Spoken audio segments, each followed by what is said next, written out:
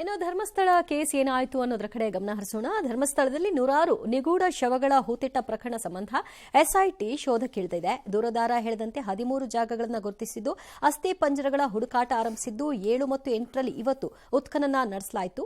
4ನೇ ದಿನವಾದ ಇವತ್ತು ಕಳೆಬರದ ಕುರುಹುಗಾಗಿ ಎಸ್ಐಟಿ ಶೋಧ ನಡೆಸಿತು. ಆದರೆ ಪಾಯಿಂಟ್ 7 ಮತ್ತು 8ರಲ್ಲಿ ಏನೂ ಕೂಡ ಸಿಗಲಿಲ್ಲ. 5 ಗುಂಡಿಗಳ ಶೋಧ ಕಾರ್ಯ ಇನ್ನು ಬಾಕಿ ಇದೆ. ಒಂದೆರಡು ದಿನಗಳಲ್ಲಿ ಎಲ್ಲಾ 13 ಸ್ಥಳಗಳ ಉತ್ಖನನ ಮುಗಿಯುತ್ತೆ. 6ನೇ ಸ್ಥಳದಲ್ಲಿ ಪುರುಷನ ಅಸ್ಥಿ ಪಂಜರದ ಕುರುಹು ಸಿಕ್ಕಿದ್ದನ್ನ ಬಿಟ್ಟರೆ ಇದುವರೆಗೂ ಎಸ್ಐಟಿಗೆ ಯಾವುದೇ ಸುಳಿವು ಸಿಕ್ಕಿಲ್ಲ. ತನಿಖೆಯ ಪ್ರಗತಿಯ ಕುರಿತಾಗಿ ಸಿಎಂ ಸಿದ್ದರಾಮಯ್ಯನವರು ಮಾಹಿತಿಯನ್ನು ಪಡ್ಕೊಂಡಿದ್ದಾರೆ. ದೆಹಲಿಗೆ ಹೋಗೋ ಮೊದಲು ಪೊಲೀಸ್ ಮಹಾನಿರ್ದೇಶಕ ಸಲೀಂ ಅವರನ್ನ ಭೇಟಿ ಮಾಡಿ ತನಿಖೆ ಹೇಗಾಗ್ತಾ ಇದೆ ಅನ್ನೋದರ ವರದಿಯನ್ನ ಪಡ್ಕೊಂಡಿದ್ದಾರೆ. ಇನ್ನೊಂದು ಕಡೆ ಎಸ್ಐಟಿ ಮುಖ್ಯಸ್ಥ ಪ್ರಣಬ್ ಮಹಂತಿ ಗೃಹ ಸಚಿವ ಪರಮೇಶ್ವರ್ ಅವರನ್ನ ಭೇಟಿ ಮಾಡಿದ್ರು. ಕೇಂದ್ರ ಸೇವೆಗೆ ಕರೆಸಿಕೊಳ್ಳುವ ಅಧಿಕಾರಿಗಳ ಪಟ್ಟಿಯಲ್ಲಿ ಮೊಹಂತಿ ಅವರ ಹೆಸರಿದೆ. ಈ ಭೇಟಿ ಮಹತ್ವವನ್ನು ಪಡ್ಕೊಂಡಿದೆ. ಪ್ರಣಬ್ ಮೊಹಂತಿ ಅವರ ಹೆಸರು ಕೇಂದ್ರ ಸೇವೆಗೆ ಪ್ರಕಟವಾಗಿದೆ. ಆದರೆ ಯಾವುದೇ ಹುದ್ದೆ ತೋರಿಸಿಲ್ಲ. ನಾವು ಕಳಿಸಿದ್ರೆ ಮಾತ್ರ ಅವರು ಹೋಗ್ತಾರೆ ಅಂತ ಗೃಹ ಸಚಿವರು ಹೇಳಿದರು. ಇನ್ನು ಸೋಷಿಯಲ್ ಮೀಡಿಯಾದಲ್ಲಿ ಸಮಾಜದ ಭಾವನೆಗಳಿಗೆ ಧಕ್ಕೆ ಆಗುವ ಪೋಸ್ಟ್ ಮೇಲೆ ಗಮನ ಹರಿಸಿದ್ದು, ಧರ್ಮಸ್ಥಳದ ವಿಚಾರದಲ್ಲೂ ಇಂತಹ ಪೋಸ್ಟ್ ಹಾಕ್ತಾ ಇದ್ರೆ ಅಂತಹವರ ವಿರುದ್ಧ ಕ್ರಮ ಕೈಗೊಳ್ತೀವಿ ಅಂತ ಪರಮೇಶ್ವರ್ ಹೇಳಿದರು.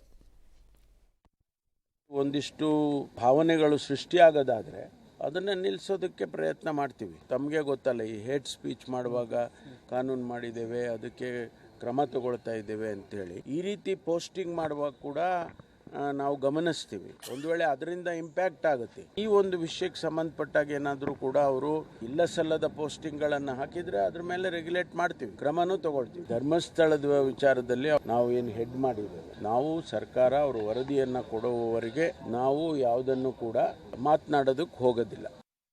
88 kg ಇದ್ದವರು ಈಗ 72 kg ಬಂದಿದ್ದಾರೆ. ಅಂದ್ರೆ 16 kg ವೆಯ್ಟ್ ಲಾಸ್ ಮಾಡ್ಕೊಂಡಿದ್ದಾರೆ. ಮೊದಲ ದಪ್ಪ ಬಾಳದಿ ಎಷ್ಟು ಮೇಯ್ ಬಿಟ್ಟಿದಿ ಎಷ್ಟು ದಪ್ಪದಿ ಅಂತೇಳಿ ನನ್ಗೆ ಹಾಸ್ ಮಾಡ್ತಿದ್ದು. ಈಗಿಲ್ಲ, ಈ ಸಲ ಬಾಳ ಸಣ್ಣ ಹುಡುಗಿಗತೆ ಕಾಣತ್ತೆ ಅಂತ ನನಗೆ ಜನರು ಅಂತ. ಇದಕ್ಕೆ ಯಾವ ಸೈಡ್ ಎಫೆಕ್ಟ್ ಇಲ್ಲ. ನನಗೆ ಜೀನಿ ಸ್ಲಿಮ್ ತೊಗೊಂಡ್ ಫುಲ್ ಖುಷಿ ಇದನ್ನೀಗ. ಬರೀ ಪೋಸ್ಟ್ ಅಲ್ಲ, ಇದರಲ್ಲಿ ಬರೀ ಪೋಸ್ಟ್ ಅಲ್ಲ, ಕೂತ್ಕೊಂಡ್ಬಿಟ್ಟು ಅನೇಕರು ಬಾಯಿಗೆ ಬಂದಂಗೆಲ್ಲ ಮಾತನಾಡ್ತಾರೆ. ಅದಕ್ಕೆ ರಿಸ್ಟ್ರಿಕ್ಷನ್ ಅನ್ನ ಹಾಕಬೇಕು. ಕಂಡವರೆಲ್ಲ ಕೂತ್ಕೊಂಡ್ಬಿಟ್ಟು ಕಂಡಂಗೆಲ್ಲ ಮಾತನಾಡ್ಕೊಳ್ಳೋದಲ್ಲ. ಅವರೆಲ್ಲ ಏನೇನು ಆರೋಪ ಹೊತ್ಕೊಂಡಿದ್ದಾರೆ ಅನ್ನುವಂಥದ್ದು ಸಾರ್ವಜನಿಕ ವಲಯದಲ್ಲಿದೆ, ಅದನ್ನು ಅರ್ಥ ಮಾಡ್ಕೊಳ್ಬೇಕು. ನಿಮ್ಮ ಪ್ರಕಾರ ನೀವು ತಂದಿರುವಂಥ ಕಾನೂನು ಇದೆಯಲ್ಲ, ಹೇಟ್ ಸ್ಪೀಚ್ ವಿಚಾರದಲ್ಲಿ, ಯಾವುದಕ್ಕೆ ಅದು? ಬರೀ ಹಿಂದೂ ಮುಸ್ಲಿಂ ವಿಚಾರದಲ್ಲಿ ಮಾತ್ರ? ಇನ್ನೊಂದು ಮಂಗಳೂರು ಕೇಸ್ಗಳು ಬಂದಾಗ ಮಾತ್ರ ಅವಾಗ ಮಾತ್ರ ಅದು ಅಪ್ಲೈ ಆಗುತ್ತಾ? ಯಾವುದು ಮಾನ್ಯ ಗೃಹ ಮಂತ್ರಿಗಳೇ, ಯಾವುದಕ್ಕೆ ಅದು ಅಪ್ಲೈ ಆಗುತ್ತೆ ಹೇಟ್ ಸ್ಪೀಚು? ಇನ್ನೊಂದು ಧರ್ಮದ ಭಾವನೆಗಳಿಗೆ ಧಕ್ಕೆ ತರುವಂಥದ್ದು, ಅವರ ನಂಬಿಕೆಗಳಿಗೆ ಧಕ್ಕೆ ತರುವಂಥ ವಿಚಾರದಲ್ಲಿ ಹೇಟ್ ಸ್ಪೀಚ್ ಆಗೋದಿಲ್ವಾ? ನೇರಾನೇರಿ ಮಾತನಾಡುವಂಥವ್ರ ವಿಚಾರದಲ್ಲಿ ಏನಂತ ತಗೊಳ್ತೀರಾ ನೀವು? ಅದು ಹೇಟ್ ಸ್ಪೀಚ್ ಅಲ್ವಾ? ಒಬ್ಬ ವ್ಯಕ್ತಿಯ ಬಗ್ಗೆ ನಿಂತ್ಕೊಂಡ್ಬಿಟ್ಟು ಅಗೌರವದಿಂದ ಬಾಯಿಗೆ ಬಂದಂಗೆ ಮಾತನಾಡುವಂಥದ್ದು ಹೇಟ್ ಸ್ಪೀಚ್ ಅಲ್ವಾ?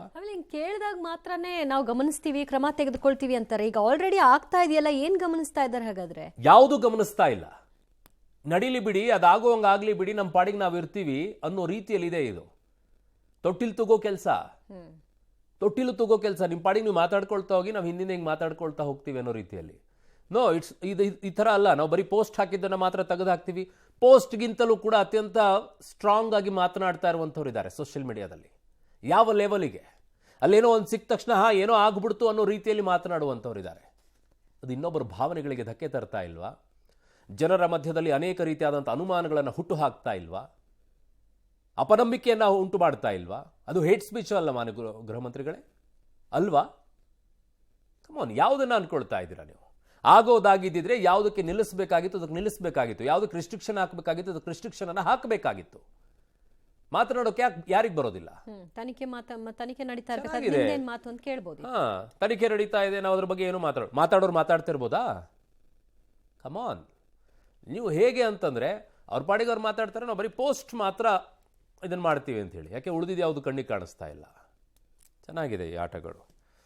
ಇನ್ನು ಧರ್ಮಸ್ಥಳದಲ್ಲಿ ಹುತ್ತಿಟ್ಟ ಶವಗಳ ಪ್ರಕರಣವನ್ನು ಎಸ್ಐಟಿ ತಂಡ ಬೆನ್ನತ್ತಿ ಹೋಗಿದೆ. ನೇತ್ರಾವತಿ ತಡದ ಪಾಯಿಂಟ್ನಲ್ಲಿ 6ರಲ್ಲಿ ಕೆಲ ಅಸ್ಥಿಪಂಜರಗಳ ಮೂಳೆಗಳೆಲ್ಲ ಸಿಕ್ಕಿದ್ವಲ್ಲ, ಸುಮಾರು 25 ಮೂಳೆಗಳನ್ನು ಎಸ್ಐಟಿ ತಂಡ ಬೆಂಗಳೂರಿನ FSLಗೆ ರವಾನೆ ಮಾಡಿದೆ ಅಂತೆ. ಬೆಂಗಳೂರಿನ ಪ್ರಯೋಗಾಲಯದಲ್ಲಿ ಮೂಳೆಗಳ ಲಿಂಗತ್ವ ಪರೀಕ್ಷೆ, ಮೃತನ ವಯಸ್ಸು, ಮೃತನ ಎತ್ತರ, ಗಾತ್ರ ಪತ್ತೆ ಎಲ್ಲ ಮಾಡ್ತಾರೆ. ಬಳಿಕ DNA ಪರೀಕ್ಷೆಯನ್ನು ನಡೆಸಲಾಗುತ್ತೆ ಅಂತೆ. ನನಗೆ ಈಗಲೂ ಅರ್ಥ ಆಗ್ತಿಲ್ಲ DNA ಪರೀಕ್ಷೆ. ಓಕೆ, ಅಸ್ಥಿಪಂಜರದ ವಯಸ್ಸು ಮತ್ತು ಸ್ಥಿತಿ ಸೇರಿದಂತೆ ಹಲವು ಅಂಶಗಳನ್ನು ಅವಲಂಬಿಸಿ FSL ಪರೀಕ್ಷೆಯನ್ನು ಮಾಡ್ತಾರೆ. ಅಸ್ಥಿಪಂಜರ ಒಟ್ಟಾಗಿ ಸಿಕ್ಕರೆ ಅದರ ಲಿಂಗ, ಅಂದಾಜು, ವಯಸ್ಸು, ಎತ್ತರ ಮತ್ತು ಅನೇಕ ಸಂದರ್ಭಗಳಲ್ಲಿ ಸಾವಿಗೆ ಕಾರಣವನ್ನು ನಿಖರವಾಗಿ ಪತ್ತೆ ಹಚ್ಚಬಹುದು. ಆದರೆ ಯಾವುದು ಪೂರ್ತಿ ಸಿಕ್ಕಿಲ್ಲ, ಅರ್ಧಂಬರ್ಧ ಸಿಕ್ಕಿದೆ. ಸೊ ಹಾಗಾಗಿ ಮೂಳೆಗಳ ಮೇಲೇನಾದರೂ ಈ ಸಿಕ್ಕಿರುವಂಥದ್ರ ಮೇಲೇನಾದರೂ ಗುರುತು ಸಿಕ್ಕರೆ ಹೇಳಬಹುದು ಅಂತ ತಜ್ಞರು ಹೇಳ್ತಾ ಇದ್ದಾರೆ. ಮತ್ತು ಗಂಡು ಅನ್ನೋದು ಭಾಳ ಮುಖ್ಯವಾಗಿ. ಈಗ ಸೂಚರ್ಸ್ ಅಂತ ಹೇಳ್ತೀವಿ ಈ ಪಾರ್ಟಿಗೆ ಗ್ರಿಪ್ಪಾಗಿ ಹಿಡ್ಕೊಂಡಿದ್ದು ಅಂದರೆ ಅದು ಯಂಗರ್, ಮಿಡ್ಲ್ ಏಜು ಅಥವಾ ಗ್ಯಾಪ್ ಆಗಿದ್ದು ಅಂತಂದರೆ ಅದು ಕಂಪ್ಲೀಟ್ಲಿ ಏಜ್ ಓಲ್ಡ್ ಅಂತ ನಾವು ಕ್ಲಿಯರ್ ಕಟ್ ಹೇಳ್ಬೋದು. ಮೇಲ್ ಸ್ಕೆಲಿಟನ್ನು ಭಾಳ ಸ್ಪಷ್ಟವಾಗಿ ಏನು very strong and taller comparatively female. ಈ ಪೆಲ್ವಿಕ್ ಗರ್ಡಲ್ಲು ಫೀಮೇಲಲ್ಲಿ ತುಂಬ ಬ್ರಾಡ್ ಆಗಿರುತ್ತೆ, ಮೇಲ್ ಪಾರ್ಟಲ್ಲಿ ಈ ಪೆಲ್ವಿಕ್ ಗರ್ಡಲ್ಲು ತುಂಬ ನ್ಯಾರೋ ಆಗಿರುತ್ತೆ, ಚಿಕ್ಕದಾಗಿರ್ತದೆ. ಲ್ಯಾಬಲ್ಲಿ ಐಡೆಂಟಿಫಿಕೇಶನ್ ಆಗುತ್ತೆ ಅದರದ್ದು, ಅಂದರೆ ಯಾವ ಮೂಳೆ ಇದು, ಮನುಷ್ಯರದ್ದು ಅಥವಾ ಪ್ರಾಣಿಯದ್ದು, ಈ ಮೂಳೆಯಿಂದ ಈ ವ್ಯಕ್ತಿಯ ವಯಸ್ಸು ಮತ್ತು ಲಿಂಗ ಅದನ್ನು ಗುರುತಿಸ್ತಕ್ಕಂಥದ್ದು ಬರುತ್ತೆ. Age of the individual at the time of death ಅಂತ ಅನ್ನೋದು ಬರುತ್ತೆ. ಡೆಫಿನೆಟ್ ಆಗಿ ಗೊತ್ತಾಗಬೇಕಂದ್ರೆ DNA ಮೂಲಕ, XY ಕ್ರೋಮೋಸೋಮ್ ಮೂಲಕ ಗೊತ್ತಾಗುತ್ತೆ. ಅದನ್ನು ಓವರ್ ಆಲ್ ಎಲ್ಲ ಸಿಕ್ಕರೆ ಡೈರೆಕ್ಟ್ ಆಗಿ ಅದನ್ನ ಹೇಳ್ಬೋದು. ರೇಪ್ ಅನ್ನೋದನ್ನ ಒಂದು ಲೀಗಲ್ ಟರ್ಮ್ ಆಗುತ್ತೆ. In the absence of soft tissue ಇದನ್ನೇನು ಹೇಳಲಿಕ್ಕೆ ಆಗಲ್ಲ. ಸೊ ಏನು ಹೇಳ್ತಾ ಇದ್ದಾರೆ ಆಗಿದ್ದಾಗ, ಅಸ್ಥಿಪಂಜರ ಒಟ್ಟಾಗಿ ಸಿಕ್ಕರೆ ಸಾವಿನ ಸಂಭವನೀಯ ಕಾರಣವನ್ನು ತಿಳಿಯಬಹುದು ಅಂತಿದ್ದಾರೆ. ಮೃತನ ಲಿಂಗ, ಅಂದಾಜು, ವಯಸ್ಸು, ಎತ್ತರ ಪತ್ತೆ ಮಾಡಬಹುದು. 22 ವರ್ಷಕ್ಕಿಂತ ಕಡಿಮೆ ವಯಸ್ಸಾಗಿದ್ರೆ ಮೌಲ್ಯಮಾಪನ ನಿಖರವಾಗಿರಬಹುದು ಅಂತಿದ್ದಾರೆ. ಅದನ್ನು ಅವ್ರು ತೋರಿಸ್ತಾ ಇದ್ರು. ಮೆದುಳಿನ ವಿಚಾರದಲ್ಲಿ ನಿಮ್ಮ ಬುರುಡೆ ಇದೆಯಲ್ಲ, ಅದರಲ್ಲಿ ಎಷ್ಟು ಏಜ್ ಅನ್ನೋದು ಲೆಕ್ಕ ಹಾಕ್ಬೋದು ಅಂತೇಳಿ. ಮೂಳೆಗಳಿಂದ ದೇಹದ ಮೇಲೆ ಗಾಯವಾಗಿದ್ರೆ ಪತ್ತೆ ಮಾಡಬಹುದು, ಎದರಿಂದ ಸತ್ರು ಅಂತೇಳಿ. ಬಟ್ ಯಾರು ಸಾಯಿಸಿದ್ರು ಅನ್ನೋದನ್ನ ಹೆಂಗೆ ಪತ್ತೆ ಹಚ್ತೀರಾ? That's again another investigation.